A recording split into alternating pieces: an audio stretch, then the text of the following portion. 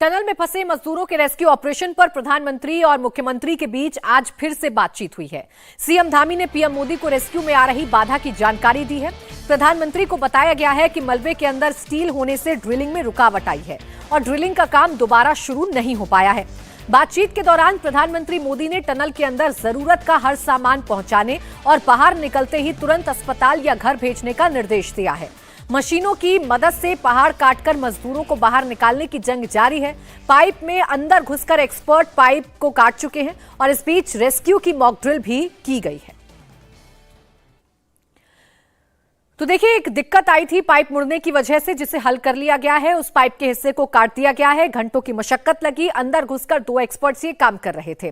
Pipe में घुसकर कैसे मजदूरों को बाहर निकाला जाएगा, इसकी भी एक ड्रिल की गई है ताकि जिस वक्त मजदूरों तक पहुंचा जाए उस वक्त कोई दिक्कत ना आए। मजदूरों के रेस्क्यू को लेकर प्रधानमंत्री मोदी बेहद संवेदनशील हैं। उन्होंने सीएम धामी से रेस्क्यू में हो रही देरी को लेकर सवाल पूछे। जवाब में धामी ने कहा कि ऑगर मशीन के सामने स्टील आ गया था।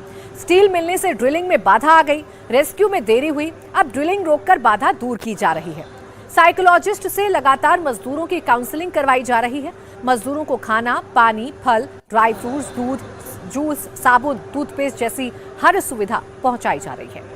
बातचीत के दौरान प्रधानमंत्री ने मुख्यमंत्री को कई निर्देश भी दिए। प्रधानमंत्री ने कहा कि मजदूरों की सुरक्षा में कोई कमी न रहे। मोदी ने पूछा कि रेस्क्यू में कोई और मदद तो नहीं चाहिए। प्रधानमंत्री ने यह भी कहा कि बाहर निकलने पर मजदूरों को हर तरह की मदद दी जाए। जरूरत पड़ने पर उन्हें अस्पताल में रखा जाए या उन्हें घर भेज दिया जाए। 10 मीटर की ड्रिलिंग तकरीबन बाकी है। इसमें से 5 मीटर की ही ड्रिलिंग में ज्यादा मेहनत आने वाली है। ड्रिलिंग के दौरान मोटा स्टील मिलने से पाइप मुड़ गई थी। ऑगर मशीन का प्लेटफॉर्म डैमेज हो गया था। मुड़ी हुई पाइप को काटकर निकाल लिया गया है और पाइप की वेल्डिंग भी चल रही है। टनल के अंदर एक्सपर्ट की टीम लगातार पाइप को काटने के काम में जुटी हुई थी। गैस कटर से मुड़ी हुई पाइप को काटकर अलग किया गया है। पाइप अलग होने के बाद जल्द ही अब ड्रिलिंग का काम एक बार फिर से शुरू कर दिया जाएगा। अब जिस पाइप के अंदर कटिंग चल रही थी, उस पाइप में 2 एक्सपर्ट अंदर भेजे गए थे। कटिंग के अलावा वेल्डिंग भी की जा रही है। पाइप के अंदर गए एक्सपर्ट को कोई नुकसान ना पहुंचे, इसके लिए व्यवस्था की गई थी। 2 पतली पाइपें अंदर डालकर कार्बन मोनोऑक्साइड बाहर निकाली जा रही थी।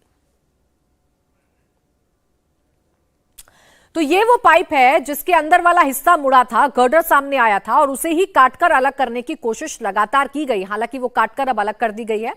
इस पाइप के अंदर 2 एक्सपर्ट भेजे गए थे, साथ में गैस कटर लेकर गए थे ताकि वहां पर कोई गर्मी ना हो, किसी तरीके से कोई रिएक्शन ना हो जाए, इसलिए 2 पतली पतली पाइप डालकर कार्बन मोनोऑक्साइड को बाहर निकालने की व्यवस्था भी की गई थी। अब आप समझिए कि कटिंग और वेल्डिंग का काम लगभग पूरा हो गया है। तब ड्रिलिंग की अब शुरुआत हो जाएगी और फिर मजदूरों को बाहर निकालने का काम शुरू कर दिया जाएगा। 41 मजदूर टनल से बाहर कैसे निकाले जाएंगे, उसकी मॉक ड्रिल भी हुई। सेना की मदद से एनडीआरएफ ये मॉक ड्रिल कर रही है। व्हील स्ट्रेचर तैयार किया गया है। ड्रिलिंग पूरी होने के बाद ये व्हील स्ट्रेचर टनल के अंदर उस जगह पर भेजा जाएगा जहां मजदूर फंसे हैं। ट्रॉली पर मजदूर लेटेंगे, रस्सी में व्हील स्ट्रेचर खींचा जाएगा और एक एक कर मजदूर बाहर लाए जाएंगे। आराम से बोलना उसको और खींच लो।